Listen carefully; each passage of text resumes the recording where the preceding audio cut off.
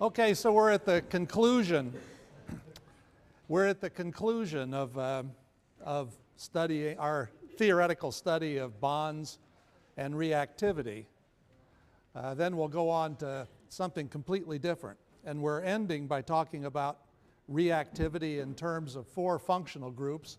And you're doing your own functional groups, remember, for tomorrow. Okay.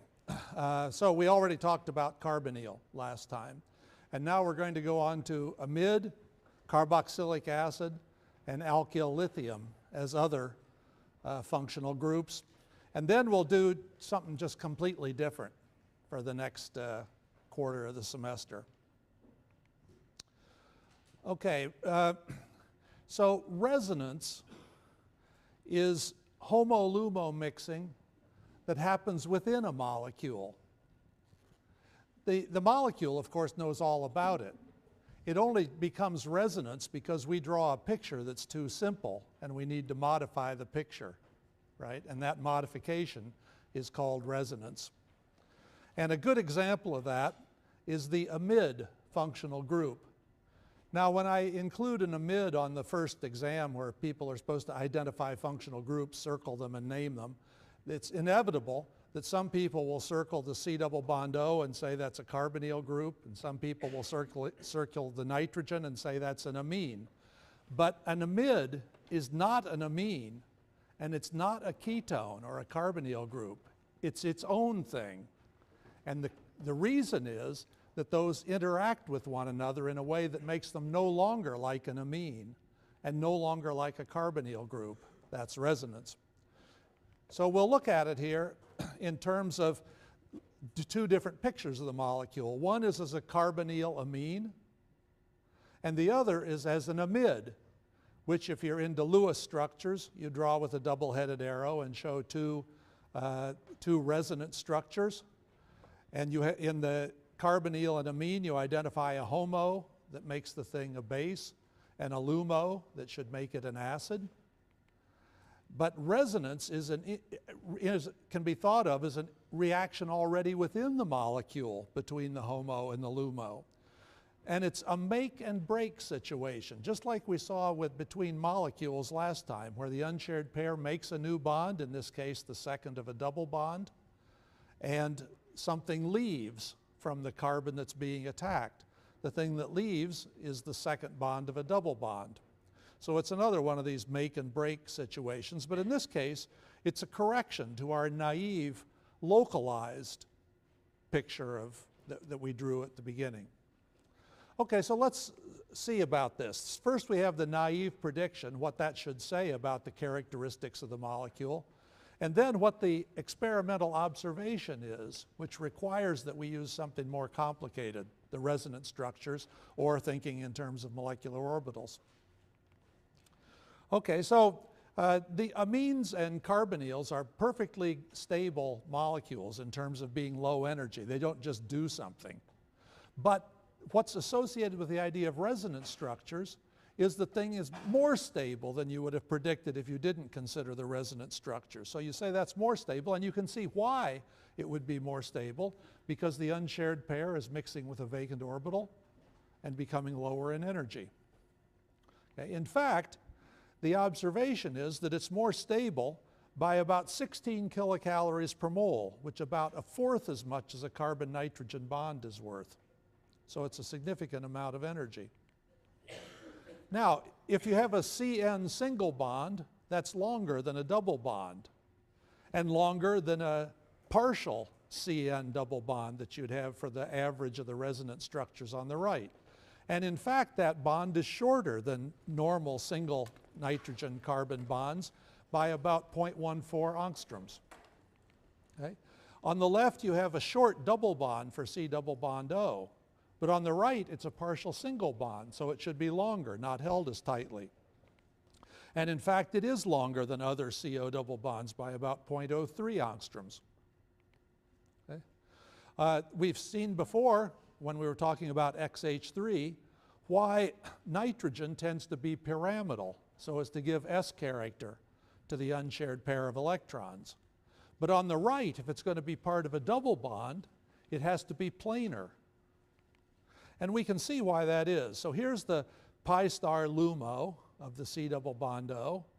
And here in front is the unshared pair on nitrogen in a p orbital, which overlaps and delocalizes, mixes with the vacant LUMO, right?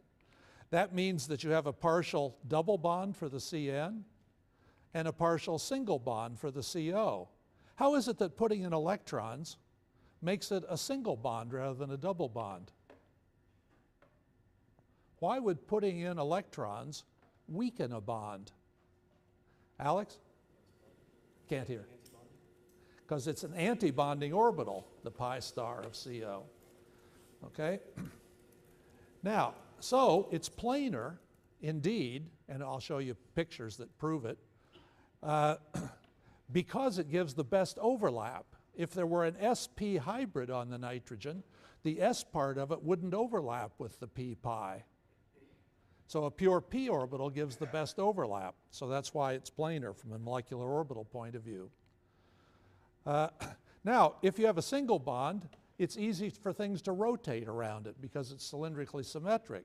But we know that a pi bond is not cylindrically symmetric. It has that oval shape. So there's a barrier to rotation about the central bond of a carbon double bond.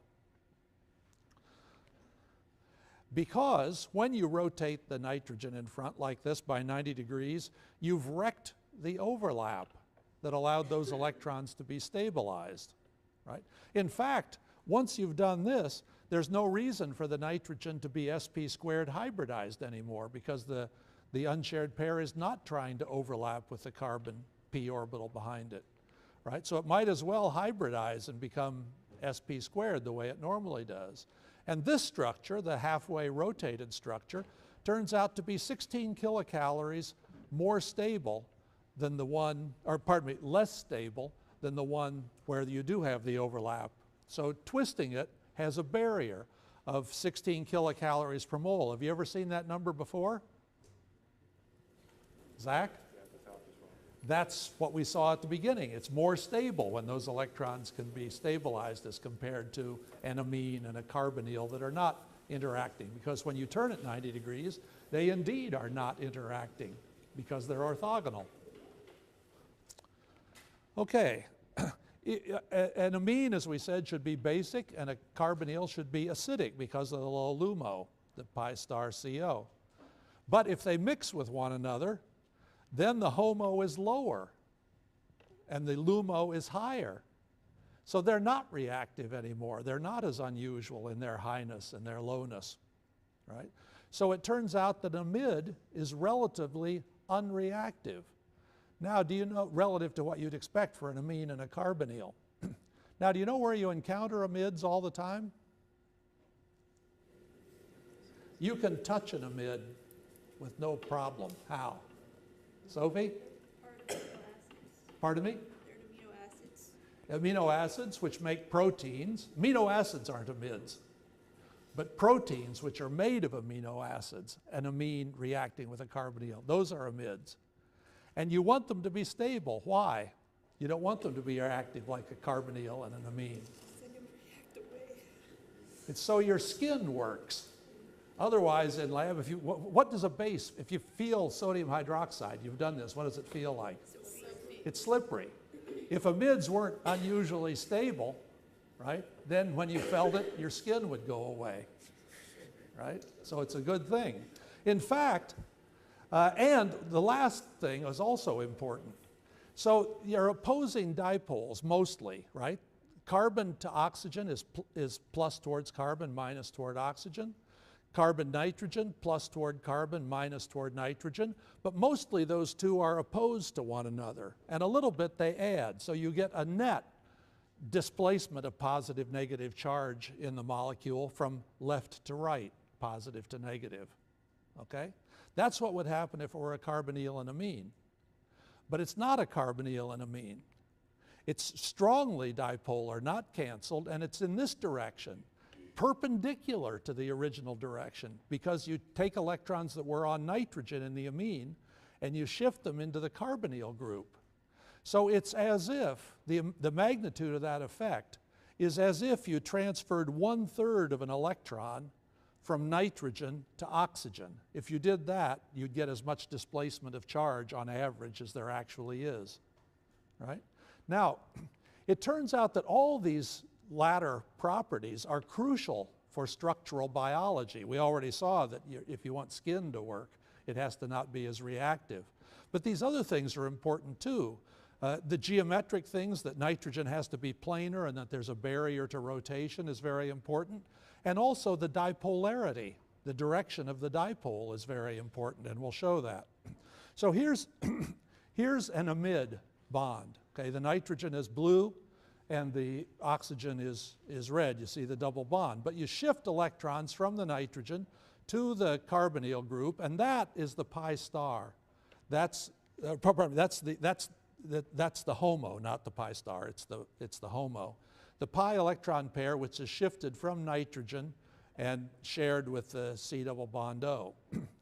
Now, that sharing, as we just said on the previous slide, creates an electric dipole. So the electrons are shifted in the direction shown.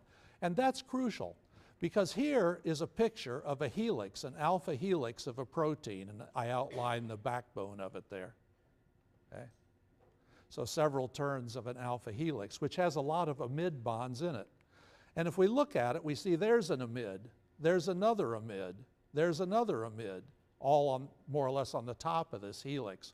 What's interesting about those?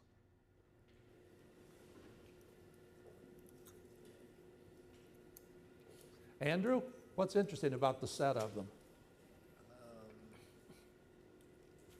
How are they lined up? Do you think it's favorable or unfavorable, the way they're lined up? Plus, minus, plus, minus, plus, minus in a row. They're all lined up so as to be attractive to one another. So that stabilizes this structure. In fact, another way of talking about it is to say, as shown here by these deltas, that the oxygen is partially minus and that the hydrogen attached to the nitrogen is partially plus. So getting this minus near that plus is favorable. What do you call that? Anybody know? That is a hydrogen bond, right? So you have, it's stabilized by electrostatic interaction, these hydrogen bonds. Not only there, but there are other ones too, like here, a chain of them there, and another chain down here at the bottom. So this helix is stabilized by the fact that the dipole points the way it did. If it pointed in the perpendicular direction, you wouldn't get this stability. Okay? And it's also stabilized by the geometry that's favored, the local planarity, the fact that you don't twist around the CN double bond. So here's the partial double bond. So here's carbonyl, here's the CN, and that's partial, although it's written as a single bond, it's partially a double bond. So you don't twist about it. So this atom, this atom, this atom, this atom are all in the same plane. Right? And you see another such group here, back behind, where here is the bond in question. So this atom, this atom, this atom, this atom are all in the same plane. Or here at the bottom, you see it, where you're looking almost in the line, in the plane, right? And what does that mean? It means that the backbone is not as floppy, because you take away some of the possibilities of twisting it.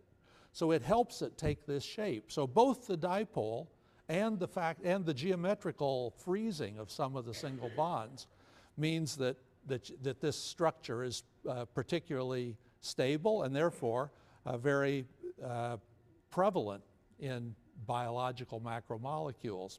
So that makes a lot of difference that amides are amides and not amine carbonyls. Okay, now how about carboxylic acids? That's the next functional group. So let's compared with what are they acidic? Compared to alcohols, because you might think that in the same way that an amide is an amine ketone, you might think that a carboxylic acid is an alcohol ketone, but it's not, right? They interact with one another in much the same way. Now, if you had just a regular old alcohol, it can dissociate as an acid. It's not very strong as an acid. You don't burn your skin with it, right? But it has a pKa of 16. That's the dissociation constant is 10 to the minus 16. That's not very impressive.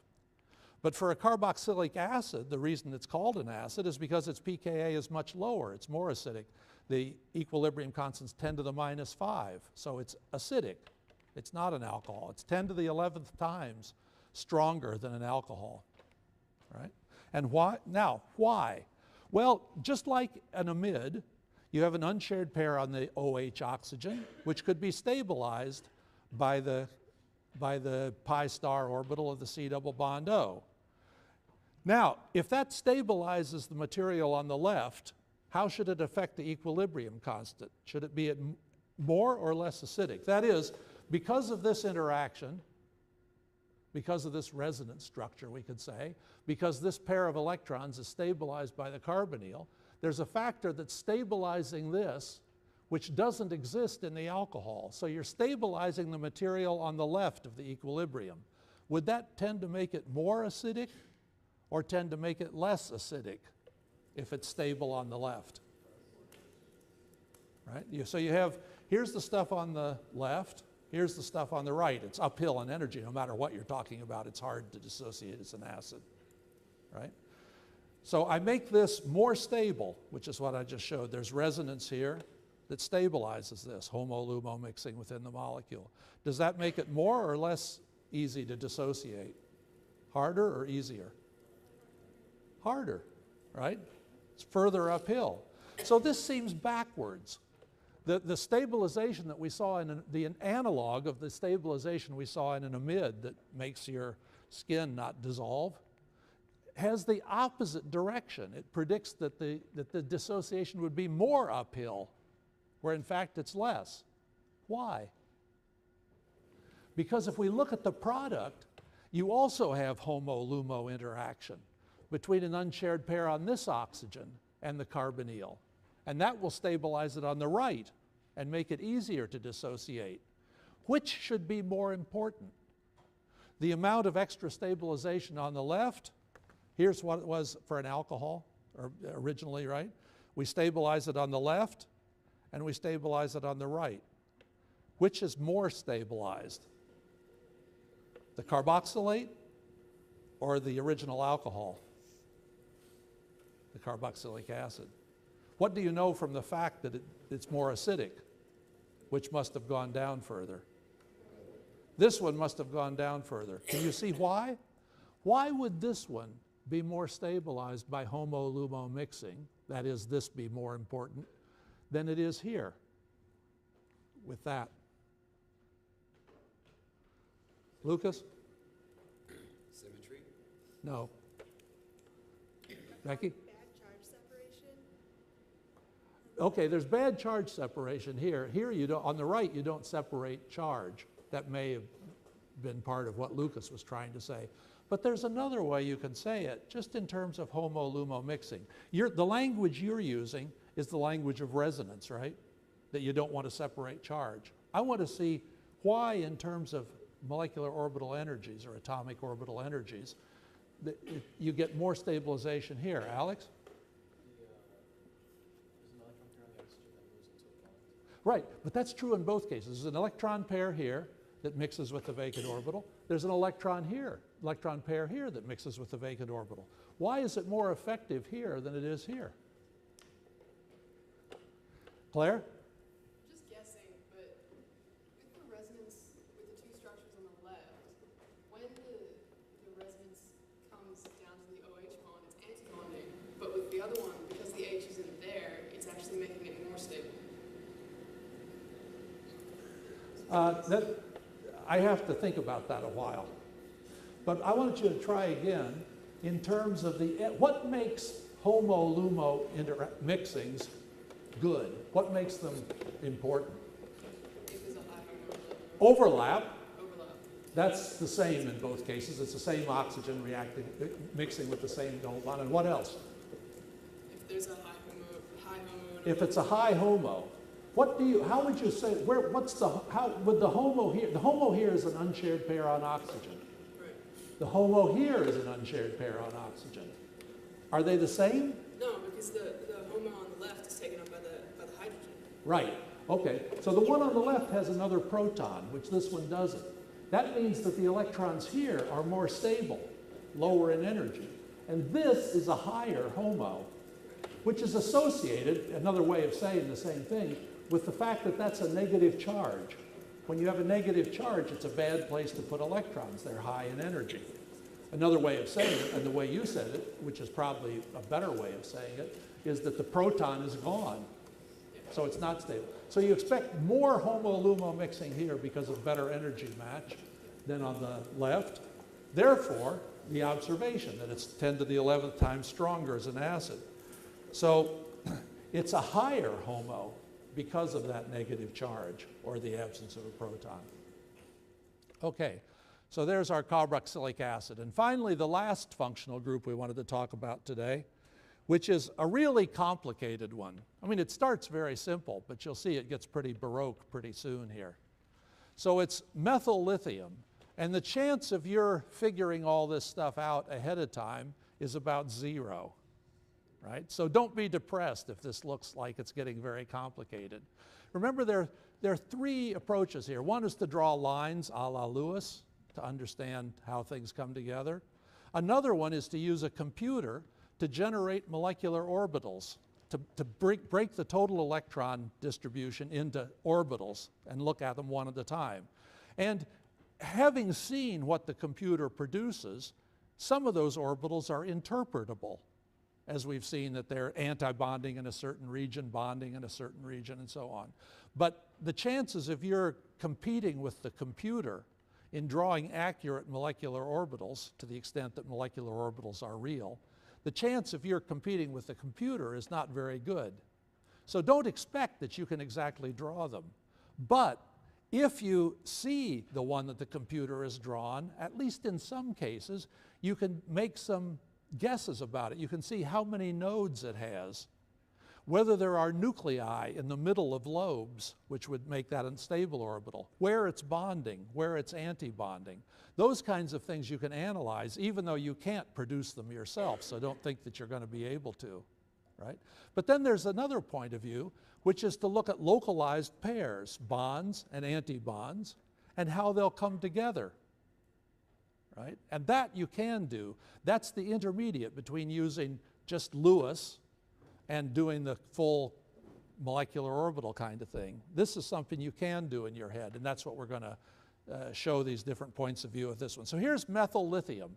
Now, what will make methyl lithium reactive? What's a high HOMO of methyl lithium?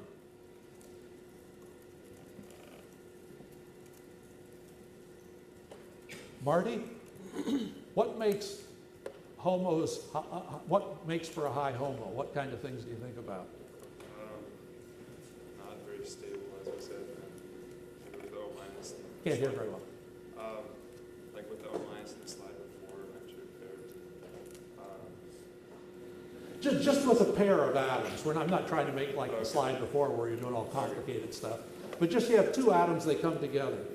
Will they give a very high HOMO? What determines how far they go up and down? The HOMO and the LUMO. What's one thing that determines it? The overlap. Overlap. Okay. So here are 2 atoms that are coming right together to a single bond distance. So good overlap. Let's suppose it's the same as all overlaps, okay? What else? What is it besides overlap that determines how far? The energy match, right? Now, what's special about methyl lithium? Methyl's not going to be funny. That's our standard thing. But lithium is funny. Where is it on the periodic table? Maybe that's the problem we're having. It's on the far left, which means it doesn't have a very big nuclear charge. So does that mean electrons are going to like being there or not like being there? they're going to not like. Because it's not much nuclear charge. So it's going to be a bad energy match, high energy. So there's going to be a high HOMO, right? The HOMO here from the carbon doesn't go down very much because of the bad energy match. Okay?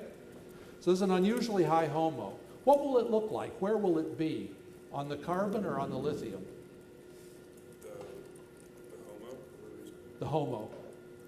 But it'll be on the lithium. Is it going to be symmetrical, or is it going to be more carbon, or going to be more lithium?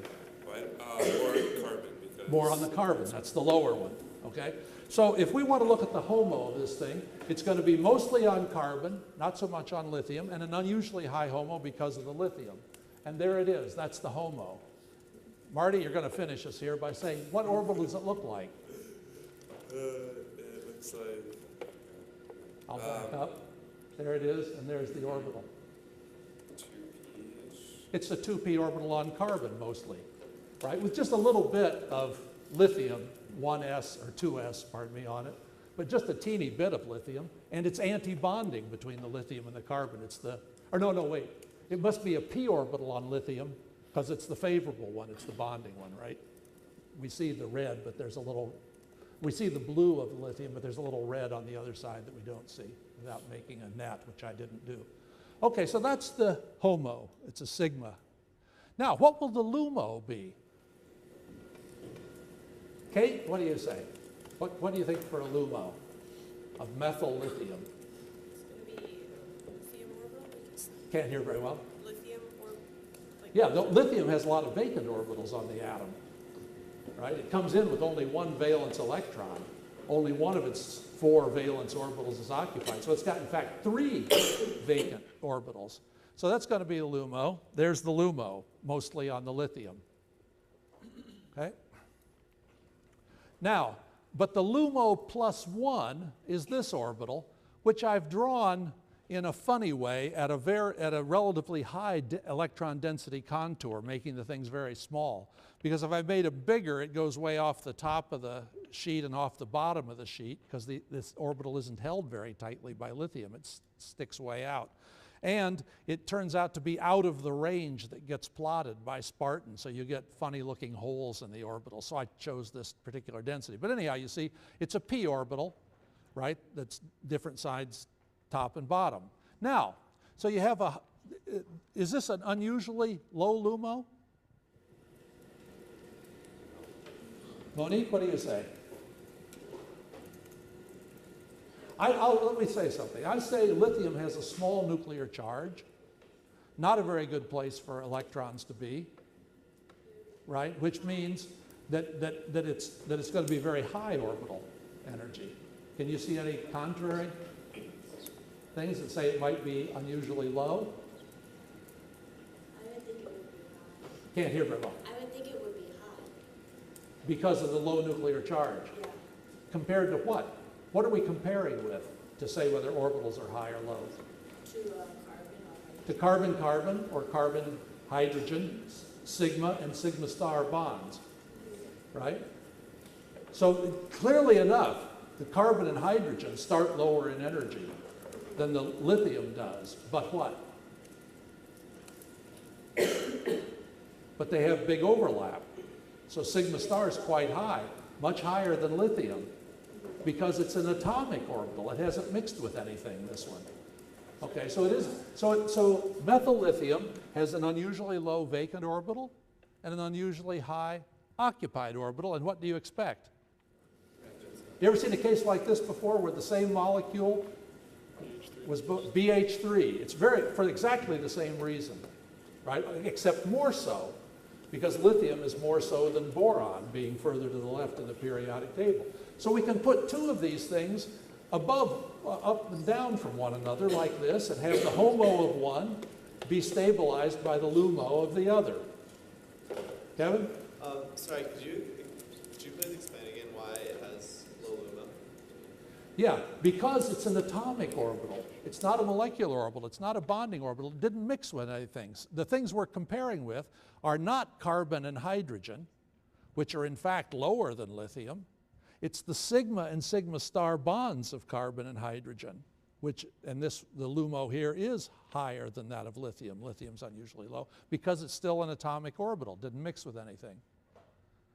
Okay, so there's stabilization of the sigma by the pi, but at the same time, we can go the other way, and the HOMO on the top can be stabilized by the LUMO on the bottom, same as in BH3, giving B2H6. Okay, so these things dimerize. They come together, HOMO of one stabilizing the LUMO of the other, and vice versa.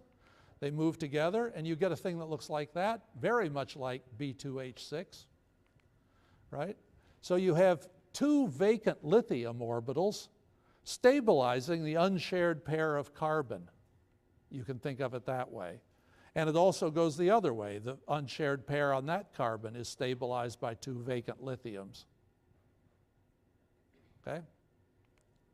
So these are 3-center, 2-electron bonds, just as in B2H6. Okay, now, but remember, lithium has two other vacant orbitals, each atom. We've only used one here, right? So they can combine to give this. This is actually the LUMO of that dimer, right? Those are in the plane of the 4-membered ring, right? And there are other vacant orbitals too, like this pi one, which is in and out from that 4-membered ring, made up of p orbitals on the lithium. That's the LUMO +1 of that dimer. Okay, now I'm going to rotate this. Now, pay attention here, because the next picture is a little confusing. I'm going to rotate this thing so that we're looking just a little bit, we're looking mostly in the plane of the molecule, but twist it a little bit so we can still see the top of the molecule. And we're going to twist it such that the red lobe in back is behind the red lobe in front. So what we're going to do is rotate around that axis and shift it a little bit toward the center of the picture. So it's that same orbital, and there it is now. But it's a little confusing in the middle because there's one red lobe in the back and one in the front. Okay? We could draw it down. Okay, so that's what it is, but we're going to drop an axis that goes right through the middle of that parallelogram. Okay? And now along that axis, we're going to bring up another molecule, but it's going to be rotated 90 degrees. So those are the same two orbitals, LUMO +1, in both cases. The one on the bottom is rotated 90 degrees around the axis I drew. Okay? Now, will those things interact favorably with one another? And even if first they're orthogonal, and second, even if they mixed, you wouldn't care. Why? Because they're vacant. So what we want to do is look at the bottom, not at LUMO +1. We want to look at the HOMO of that one, that dimer, which looks like this. And now you see something neat, that the blue in front overlaps the blue vacant one, and the red in back overlaps the behind red vacant one. So the electrons in the HOMO on the bottom get stabilized by overlapping with the LUMO +1 on the top. And of course, by the same token, the HOMO of the one on top overlaps with the LUMO of the one on the bottom, like that.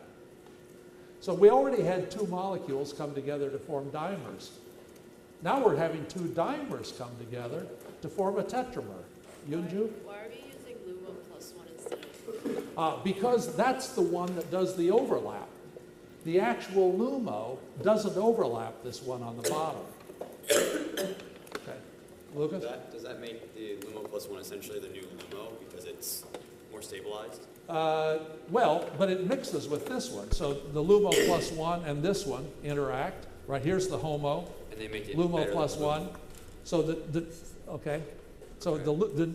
So it contributes to this one.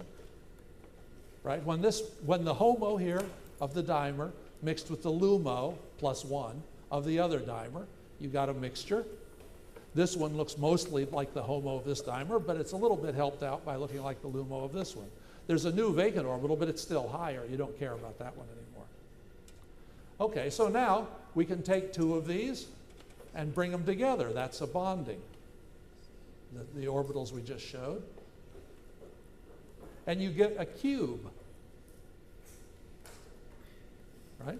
So here's the one on the bottom, 1, 2, 3, 4, and here's the one on the top, 1, 2, 3, 4, and they've been turned 90 degrees to line up these orbitals, and they come together, and the electrons to get more stable. Now that used on every lithium another one of its vacant orbitals, right? But what, Angela? There's another one. There's another one. Okay, so the HOMO now turns out to be this, and you can understand that, the biggest part of it, by seeing that it's a 4-center 2-electron bond. Mostly it's a p orbital or a hybrid orbital of the carbon, an unshared pair of carbon, but it's stabilized by 3 vacant orbitals of lithium. So 3 vacant lithium atomic orbitals stabilize the unshared pair of carbon. But, as Angela points out here, there's another one. That's still a vacant orbital on lithium. That's on the top lithium. There are other ones on the other 3 lithiums. So we need more electrons, or it's capable of stabilizing more electrons. Where do you get them? Well, you might think you bring another cube up, but in fact there's something easier to do because this is done in solution. And the solvent is dimethyl ether, as shown here, or some other ether, which has an unshared pair of electrons, and it comes along and gets stabilized by that. But at the same time, the other 3 oxygens, the other orange balls, the other 3 lithiums, I should say, stabilize oxygens of other ethers. So you have 4 ether molecules associated with the tetramer of methyl lithium, and this is about as complex as we're ever going to get. Right? So I think you would have had a hard time at the outset predicting this. But having seen it, I think you can understand it. That's what we're aiming for at this stage. Because as we go on and get lore that this reacts with this and gives this, what I want you to be able to do is to look at it and say, aha, that's what happened. That's why that reacted that way. Not necessarily. In some cases, you'll be able to predict. But in other cases, you'll be able to understand and correlate it with what you know. So if you put more ether in, if you have a lot of excess ether, then it rips these things apart so it can fly apart, and you get a bunch of ethers on every lithium, right? And in fact, this is a further development of organic chemistry beyond what we usually do in an elementary course, which is to understand the non-bonded interactions, because often you wouldn't consider that oxygen-lithium to be a real bond. It's just sort of a weak solvation thing, although truly it is a bond. Okay, so these so-called non-bonded interactions and the effects of solvent are a vital part of lore, what solvent you choose for a given reaction. For example, if you want to facilitate ionization, you use certain solvents and not other solvents. And we'll talk about that a little bit, but I just want you to show you what there is out there beyond the bonding that we've already talked about. But we've really taken theory pretty far here in the first half of the first semester of the course. Now, I said we would vote, and I forgot to bring a piece of paper. I have this piece of paper, but I'm not going to use it for that because this is the thank you note. So if you haven't signed it, let's pass it around because there are a few people who haven't signed it. Let's pass it down, back and forth down the aisles. I think most people have signed it, but some haven't. You don't have to. And you also don't have to contribute, but if you want to have a sense of satisfaction of having contributed to the class gift, you can leave a small coin on the table over there. Okay, but the other business we have to transact is, I'm going to give a review session before the exam, but it's not obvious when we should give it. So I've decided that the easiest thing to do is to see how many people of course we want people not only that can, but would come. Right? If you could come but wouldn't, you're irrelevant. So the question is, how many people cannot or would come other times but cannot come at the time shown? And the one that has the fewest will win. That make sense? Okay. So how many people cannot come Thursday evening, 8 o'clock? That's too many. How many at 8:30? Here we have about, my judge is about 15. How many cannot come Friday afternoon? Whoa. Loud. Okay. How many people cannot come Saturday early? That's a lot. That's about 20, I say. How many Saturday at 10? How many Saturday at 2? How many Sunday 1 to 3? Well, bear in mind that there's also the TA session Sunday evening. I think it's better if I do it, 2 days before the exam rather than the day before. But on the other hand, none of these earlier times can get, there are always at least 15 people. Let me see about the option 2. That was the one, Thursday at 8:30. How about if it were 9? How many could not come if it was at 9? Thursday evening, tomorrow evening. That actually is a little, and let's see Sunday again. Sunday sometime early afternoon. There are actually more who can't come on Sunday than Thursday. So I'm sorry, but it'll be Thursday. It could be 8:30 or 9. Does it make a difference? Is there somebody who'd come if we started at 9? Pardon me? Saturday what? Saturday was pretty bad. Well, let me see. Saturday 9. Yeah, that's worse. Saturday 10. Saturday 2. Saturday 8 p.m. 8 p.m. Okay. So it'll be tomorrow. It'll be tomorrow night. It'll be tomorrow night at 8:30, and I'll send you an email once I got a room. Okay, let's continue. Okay, so to summarize the first half of the semester, we've seen amazing modern tools that show us molecules, the real thing, at the level of angstroms and at the time scale of picoseconds, 10 to the minus 12 seconds.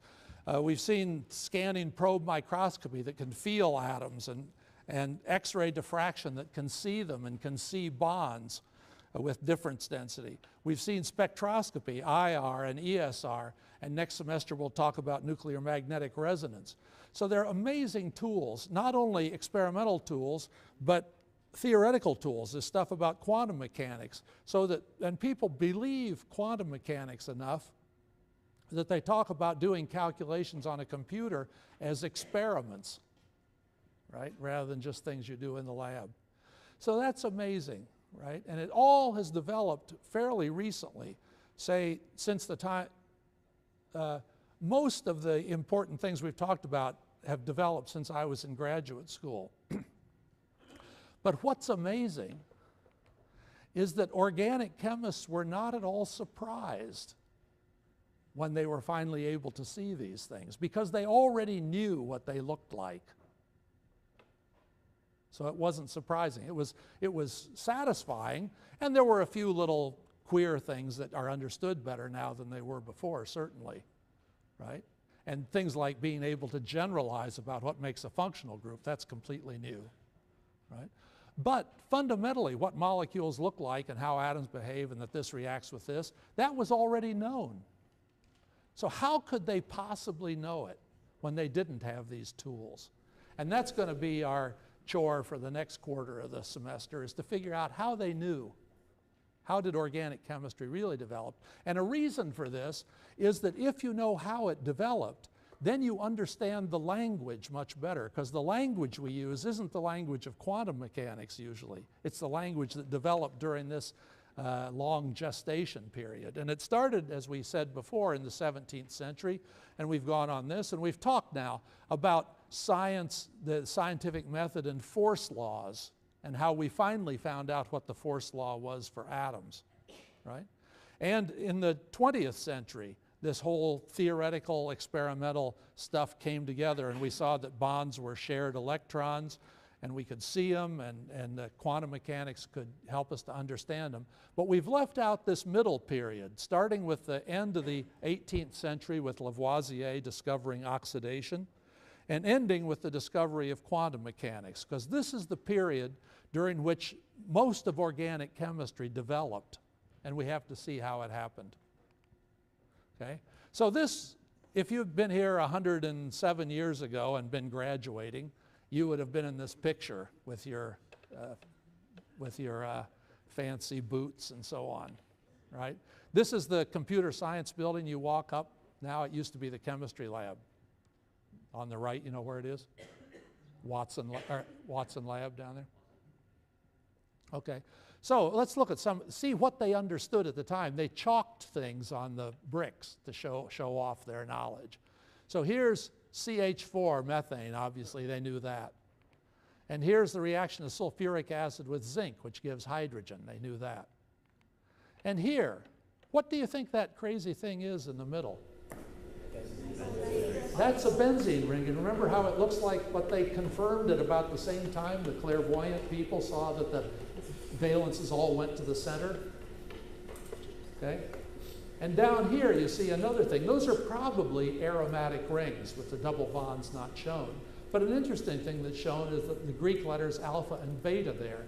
Those are symbols that are still used to denote different positions that you can put substituents in the ring. Okay, this is inside the chemistry lab, which was in where SSS is now. And you see things like this, right, which came from that lab, I'm sure. There was a big box of them floating around here, and I rescued one of them a long time ago. The others got thrown out, right there. And what's that second arrow? There's another important tool. A Bunsen burner, right? Bunsen invented the burner about 1860 or something like that, or 70.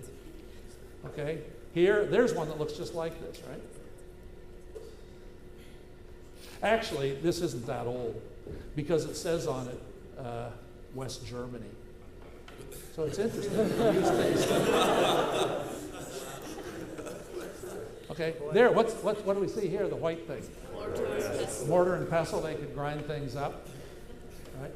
And there, what's that? It's a burette drying upside down. Notice, that's the only quantitative tool. Right? So, were there any other quantitative tools in this picture that they were showing off?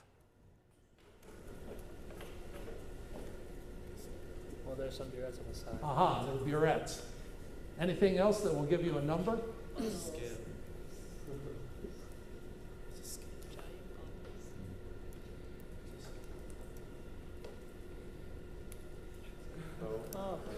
But that's just a crude balance, right? They had analytical balances, but they weren't portable. They couldn't schlep them out to Prospect Street for the picture.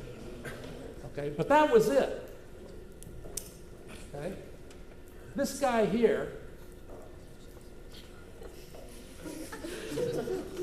looked like that. C. Malin Klein, class of 1901S, and you know his name because GlaxoSmithKline, and he gave the money for the Klein Biology Tower and the Klein Chemistry Lab and the Klein Geology Lab too. But you could also measure angles on crystals, right? But that's about it. Somehow with these tools, they figured out where atoms were in molecules. Isn't that crazy? So if you look at the front of the building, you see down here, he's wrapped in stuff now because they're painting him. Benjamin Silliman, Yale's first scientist, or first chemist anyhow. And he's holding something. Can you see what he's holding? Crystal. A big whopping crystal, right? That's where science was at. That's what he's mostly known for, is mineralogical things. Okay? But here on these plaques is something else. This is the names of the people who actually developed all this stuff during the 19th century. So it starts in the 17th century, actually, with Boyle and the gas laws, but that was way before. Notice he was born 120 years before the time we're talking about, Lavoisier. So things happened, but not a lot from our purposes during that period, and it really got underway with the second person. These are in chronological order. The second one is Lavoisier, and that's where we're going to start. And then Gay-Lussac, Alias, Faraday. We're going to talk about these people, okay? And here is you and your cousins who did all this stuff, because we have a family tree here. So there's you and me. And I studied quantum mechanics as a graduate student with E.B. Wilson, right? Who was a postdoc with Linus Pauling at Caltech, who did X-ray and proteins. He's the first guy that saw the helices of the proteins, okay? And another postdoc of Pauling was Jack Dunitz, whom we've talked about a lot. So Dunitz, who we've talked about a lot, is your great uncle, academically. Okay? But if we go back early, and here are things, notice how many of these things, the 20th century things we've talked about. The shared, notice that boldface is things that are experimental, and normal face is theoretical things. Shared pair bonds, mesomerism, which is resonance, electron pair shifts, the curved arrows, quantum theory, reaction mechanisms. We already talked about ammonia being oxidized by chlorine, for example. IR spectroscopy we talked about. We haven't talked about, well, we talked a little about polymers, not much. We haven't done mass spectroscopy. Well, we did actually in the problem set in the first thing, right? Conformational analysis we'll do at the end of the semester. X-ray, we talked about NMR next semester. Molecular orbital methods we've talked about a lot. This is what we've been talking about. That we'll do at the end of the semester. Non-covalent structures we just talked about a little bit. Scanning probe microscopy is quite recent, so on. So we've actually talked about a lot of this stuff already, the more recent stuff. But what we want to talk about now is the earlier stuff, how people discovered things in the 19th century. So these are the guys that did it. And in particular, we're starting with Lavoisier. But Lavoisier was not the first altogether. But I'm going to have to wait till next time to tell you who was first.